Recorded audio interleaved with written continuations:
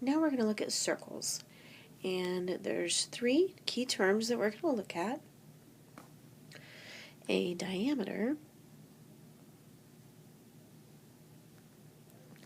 is a segment that passes through the center of a circle and has endpoints on the circle. The circumference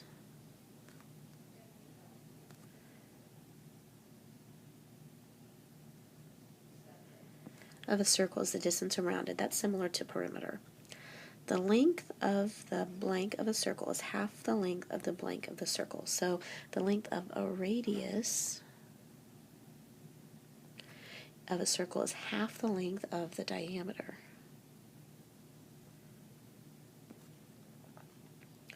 So now, when it says find the length of the diameter, so they're giving us the radius.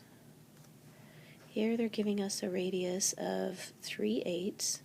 If we want to find the diameter, we simply take that times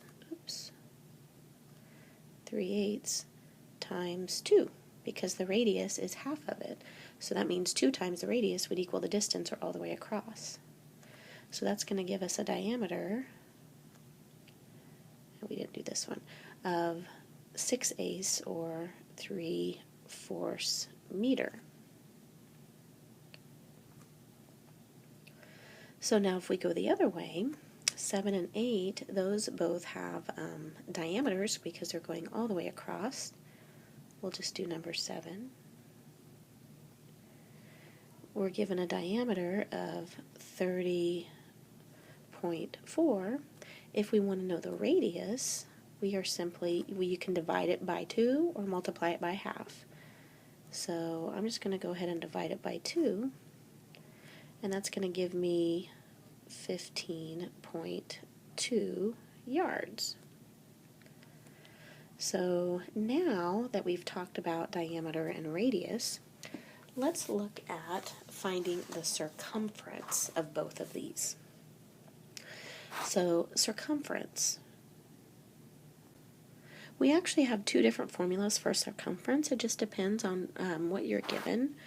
But for the first one, actually for both of them, we know the radius and the diameter. Our two formulas are either circumference can equal 2 pi r, or circumference can equal, instead of 2 times the radius, you could say just pi times the diameter. So it doesn't matter which one you want to use here, since we have both pieces of information. Since the original problem did give me the radius, I'm going to use the one that has the r in it. So my circumference is going to be 2 times, now instead of pi, the directions we usually say use the approximation for pi, which is either 3.14 or 22/7, depending on whether you're dealing with fractions or decimals. Since we're dealing with fractions, let's use the 22/7, and we're multiplying that times our radius of 3/8. So I would just put this whole thing in my calculator, which gives me 33/14, and this would be meters. Or again, since this is dealing with measure, we don't normally like improper fractions, so you might consider converting that to 2 and 5/14, but either one of those would be acceptable answers. So now let's look at, instead of using the 2 pi r, what if we used circumference equals pi times diameter? Now in this one, since we have it decimals, I'm going to use the decimal equivalent for pi, which is 3.14, times my diameter of 30.4. 3.14 times 30.4 is 95.456 yards.